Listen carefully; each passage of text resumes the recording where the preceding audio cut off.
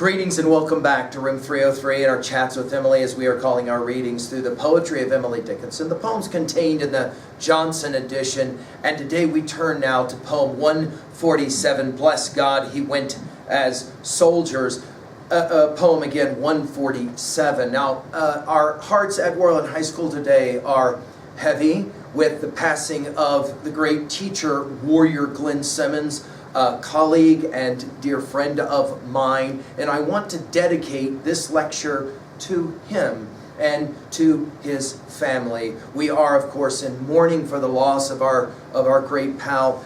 Glenn Simmons taught at Worland High School from 1980 to 2010, and during that time I shared often so many of our classroom activities together with this great teacher, this great warrior, this great veteran. And I want to turn now to this poem, and we will finish with some poems from the great Walt Whitman, a contemporary of Emily Dickinson, to celebrate the life of this great man. Our assumptions are that you've been following our stuff at learnstrong.net, down that left-hand side, Chats with Emily, our playlist. I'm hopeful that you've already been exposed to our set of introductory comments, as well as the preceding 146 poems. We just finished with poem 146, On Such a Night. Now, in this poem, we will come back to poem 126 and the uniforms of snow, as she will reference them there in that poem. We, I think, are going to make the argument right away that we learn, and guys, I think this is important to think about this. We learn how to live and how to die from those important, can I call them precious? I will. I'll call them precious models that we witness. Those models are for us. What is it that Longfellow says in Psalm of Life? Lives of great men all remind us we can make our lives sublime.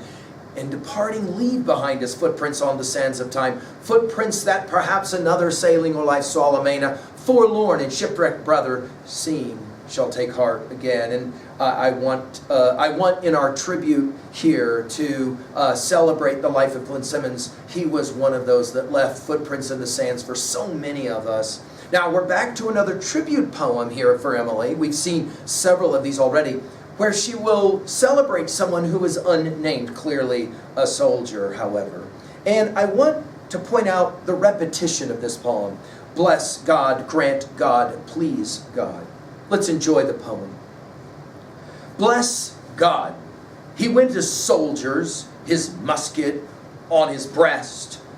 Grant God, he charged the bravest of all the martial best. Please God, might I behold him in epauleted white.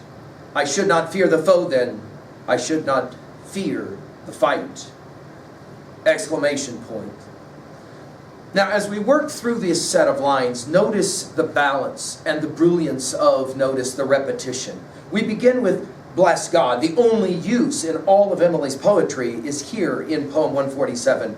And then again, he, an unknown. I will, of course, suggest this can easily be said of my dear pal and friend, Glenn Simmons.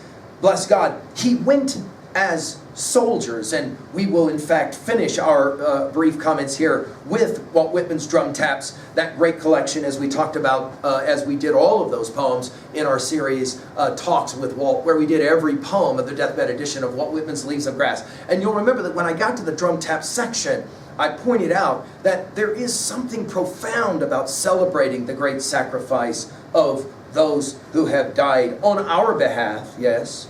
Bless God, he went as soldiers. How? His musket on his breast. That is to say, he was a fighter. He was a scrapper. And then grant God, the second, he charged the bravest of all the martial blessed. And then notice the exclamation points here as we're saying about this individual for Emily. He was brave. He fought, as the biblical corpus suggests, the good fight, right? He was brave.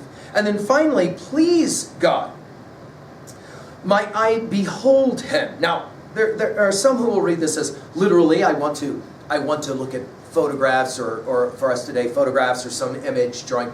Or maybe I would like to see him again in the afterlife, behold him, right? In epauleted white. Now, we'll go back to poem number 8, and you'll remember this poem we've already commented on. There is a word which bears a sword, can pierce an armed man. It hurls its barbed syllables and is mute again. And where it fell, the saved will tell on patriotic day, some epauletted brother gave his breath away. Wherever runs the breathless sun, wherever roams the day, there is its noiseless onset, there is its victory. Behold, the keenest marksman, the most accomplished shot, time's sublimest target, is a soul forgot. That is to say, the need to remember. In epauletted white, you'll remember this referencing in poem 126. I think it's powerful to come back and to remind ourselves of these poems that we've already worked with. To fight aloud is very brave, but gallanter I know, who charge within the bosom the Calvary of woe, who win and nations do not see, who fall and none observe, whose dying eyes no country regards with patriotic love. We trust in plumed procession, for such the angels go, rank after rank, with even feet, and uniforms of snow. Here we're back to the epauletted white, those uniforms of snow. And then finally she says, and this is the power, I think, of this poem, and this is the power of the witnessing of great lives. I'm thinking now, of course, of Brother Simmons. Notice here, I should not fear the foe then. Notice all these F sounds. I should not fear the foe then. I should not fear the fight. And again, exclamation point. Well, what is it that she's saying here at 2A in a poem like this? I think her argument is that the most precious models are the ones who show us not only how to live, but also how to fight, and ultimately how to die. Because as we've said it so regularly in 303, from the time we were young and we were swinging at the park, and some adult in our lives said it's time to go to the van, and we said, I don't want to go to the van. No, honey, you can't stay at the park and swing all night. You got to go to the van. They were teaching us a fundamental truth. We only get to swing at the park for a brief period of time, and the van is always waiting. Because you haven't met any 200-year-old people, guys. That is to say, our life is constructed around how well we swing. Because we've all got to go to the van. And how do we learn properly to go to the van? Well, that's, I think, the point of this poem. If you have a model in front of you who shows you how to live, who shows you how to fight, then they will also show you how to die. And I think that's significant. And to be the rhetorical techniques used here, notice the repetition, I love it. And as well, can you hear the martial rhythm of this poem? I'll emphasize it as I read. God bless, he went as soldiers, his musket on his breath. Grant God, he charged the bravest of all the martial blessed. Please God, my eye behold him in epauletted white. I should not fear the foe then, I should not fear the fight. Again, that ba-bum, ba-bum, ba-bum, that strong iambic beat. I think Emily is doing something intentional here with her rhythm. No question. But now I find myself at 3A and our relationship to other titles, going to the contemporary of Emily Dickinson, Walt Whitman.